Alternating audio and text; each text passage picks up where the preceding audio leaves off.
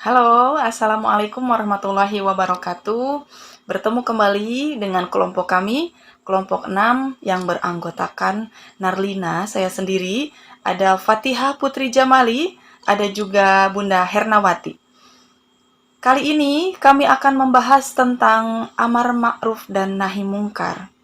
Oh iya, sebelumnya perkenalkan kami dari Prodi PAUD semester 3, STAI Miftahul Huda Subang Pamanukan. Pembahasan kali ini kami akan membahas tentang amar ma'ruf dan nahi mungkar.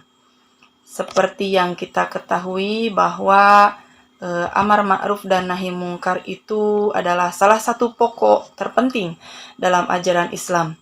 Selain sebagai bentuk dakwah, amar ma'ruf nahi mungkar juga merupakan penyeimbang dalam kehidupan beragama. Nah, sudah maklum bahwa kehidupan beragama akan dianggap lebih berkualitas manakala diiringi dengan ketaatan menjalankan ibadah kepada Allah Subhanahu wa taala dan menjauhi segala larangannya.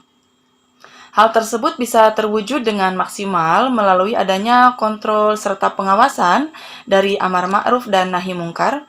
Melalui itulah Allah Subhanahu wa taala memuji umat ini sebagai umat terbaik. Allah berfirman yang artinya, "Kamu adalah umat yang terbaik yang dilahirkan untuk manusia, menyuruh kepada yang ma'ruf dan mencegah dari yang mungkar, dan beriman kepada Allah. Sekiranya ahli kitab beriman, tentulah itu lebih baik bagi mereka. Di antara mereka ada yang beriman, dan kebanyakan mereka adalah orang-orang yang fasik." Oleh karena itu, urgensinya maka dibutuhkan sekali untuk orang-orang yang mengkaji secara detail mengenai amar ma'ruf dan nahi mungkar. Seringkali seseorang yang memiliki semangat yang tinggi untuk melaksanakan amar ma'ruf nahi mungkar, tetapi tidak memahami aturan yang paling mendasar darinya. Nah, sebagian dari mereka ini melakukan amar ma'ruf dan nahi mungkar dengan tindakan bilyad, atau padahal orang yang legal melakukannya. Sebagian lain juga melakukan amar ma'ruf dan nahi mungkar tanpa memikirkan akibat yang ditimbulkan.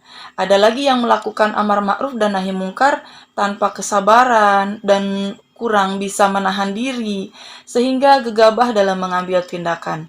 Alih-alih mengikuti sunnah Nabi Shallallahu Alaihi Wasallam, mereka malah melahi tuntunan beliau dalam dakwah dan amar ma'ruf nahi mungkarnya.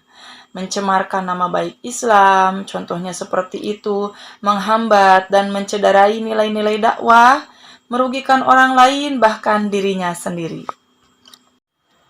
Adapun dasar dan hukum amar ma'ruf nahi mungkar yaitu dasar dan pijakan dalam memvonis sesuatu, apakah itu baik yaitu ma'ruf atau buruk yaitu mungkar, adalah kitabullah yang dipastikan kebenarannya dan sunnah Rasulullah SAW sebagai penjelasannya yang sesuai dengan interpretasi atau tafsiran para salaf as-sholih yang selalu setia mengikuti tuntunan Al-Quran dan Al-Hadis. Di sini Imam Al-Ghazali menambahkan bahwa sebuah kemungkaran tetap wajib diingkari meski pelaku kemungkaran tidak terkena dosa jika melakukannya, seperti anak kecil yang meminum khamar atau orang gila yang melakukan zina. Seperti telah diketahui, mereka tidak termasuk orang yang mukallaf, sehingga mereka tidak terkena dosa. Namun, amar ma'ruf nahi mungkar tetap wajib dilakukan. Maka disinilah relevansi penggunaan kata mungkar terlihat, sebab kata mungkar lebih umum terhadap semua hal yang dilarang oleh syariat, berbeda dengan kata maksiat yang merujuk pada perbuatan dosa saja.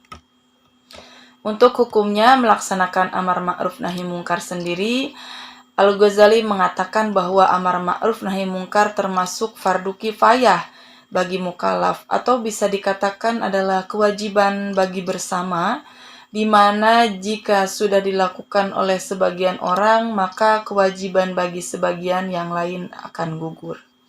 Dan jika tidak ada satupun orang yang melakukannya, atau ada tapi belum memadai, maka semuanya terkena dosa. Sesuai dengan firman Allah Subhanahu wa taala yang artinya, "Dan hendaklah kamu ada di antara kamu segolongan umat yang menyeru kepada kebajikan, menyuruh kepada yang ma'ruf dan mencegah dari yang mungkar. Merekalah orang-orang yang beruntung. Amar ma'ruf nahi mungkar sebagai usaha. Amar ma'ruf nahi mungkar yang harus dipahami yaitu bahwa perintah Allah yang hanya sebatas usaha untuk menghilangkan kemungkaran, bukan untuk menghilangkan kemungkaran. Dan perlu digarisbawahi, hal ini hanya merupakan suatu usaha dan hasilnya tetap berada pada hak yang maha kuasa. Nah, selanjutnya adalah yaitu amar ma'ruf nahi mungkar, representasi dakwah. Sebetulnya nilai-nilai yang terkandung dalam dakwah nahi mungkar adalah sama, yaitu seruan untuk melakukan kebaikan. Syarat kemungkaran yang wajib diingkari yaitu ada 3. Yang pertama, kemungkaran itu sudah bersifat mujma' alaih atau telah disepakati. Yang kedua adalah kemungkaran yang sedang terjadi. Dan yang ketiga adalah amar ma'ruf nahi mungkar tidak melalui proses sweeping. Dalam arti pelaku amar ma'ruf nahi mungkar tidak diperbolehkan untuk mencari-cari atau menyelidiki kemungkaran yang dilakukan secara tertutup. Fase-fase mengingkari kemungkaran. Fase-fase dalam menghilangkan kemungkaran bisa dilihat dari 2 sisi. Pertama, kemampuan seseorang yang ingkar. Kedua, urutan dalam melakukan pengingkaran. Dalam melakukan pengingkaran terdapat langkah-langkah yang harus dilalui. Jika kemungkaran bisa diatasi oleh langkah pertama, maka tidak boleh menggunakan langkah berikutnya.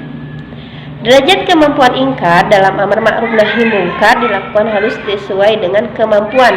Rasulullah SAW bersabda dari Abu Sa'id Al-Khudri radhiyallahu anhu berkata, saya mendengar Rasulullah SAW bersabda, siapa yang melihat kemungkaran maka rubahlah dengan tangannya. Jika tidak mampu maka rubahlah dengan lisannya. Jika tidak mampu maka tolaklah dengan hatinya. Dan hal tersebut adalah selemah-lemahnya iman. Hadis di atas menjelaskan bahwa amar ma'ruf nahi mungkar disesuaikan dengan kemampuan. Apabila seseorang mampu melakukan amar ma'ruf dengan tingkatan yang tinggi, ia tidak boleh meninggalkannya dengan melakukan tindakan yang lebih rendah, sebab ia melalaikan kewajiban yang dibebankan kepadanya. Begitupun sebaliknya, apabila belum mampu untuk melaksanakan amar ma'ruf nahi mungkar dengan tingkatan yang lebih tinggi, maka tidak boleh pula melakukannya, sebab bisa jadi kemungkaran yang lain akan terjadi sebab tindakannya itu. Tingkatan-tingkatan amar ma'ruf nahi mungkar ada 3. Pertama, fase tertinggi dalam amar ma'ruf nahi mungkar, yaitu dengan ingkar dengan tangan, dalam arti menghilangkan kemungkaran dengan tindakan, seperti menyita minuman keras yang sedang dikonsumsi, melepas cincin emas yang sedang dipakai oleh seorang laki-laki, menghentikan seseorang yang melakukan kejahatan, dan menghentikan segala jenis kemungkaran yang sedang dilakukan. Fase ini merupakan fase tertinggi dalam amar ma'ruf nahi mungkar yang sangat rawan memicu konfrontasi, menimbulkan fitnah atau gejolak dan mafsadat yang lebih besar, seperti seseorang yang secara independen ingin melakukan pemotongan tangan terhadap pencuri, mencabuk, meminum minuman keras, atau melaksanakan had, karena jika hal tersebut dilakukan maka setiap orang akan saling menyerang satu sama lain dan mereka mengatakan kami berhak melakukan hal ini. Hal ini sudah barang tentu akan menimbulkan gejolak dan kerusakan.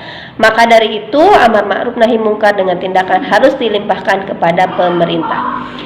Yang kedua, ingkar dengan lisan, dalam artian menghilangkan kemungkaran dengan tutur kata dan ajakan. Fase ini diperuntukkan bagi orang yang tidak memiliki kekuasaan atau kemampuan untuk melakukan amar ma'ruf nahi mungkar. Melakukan amar ma'ruf nahi mungkar dengan fisik.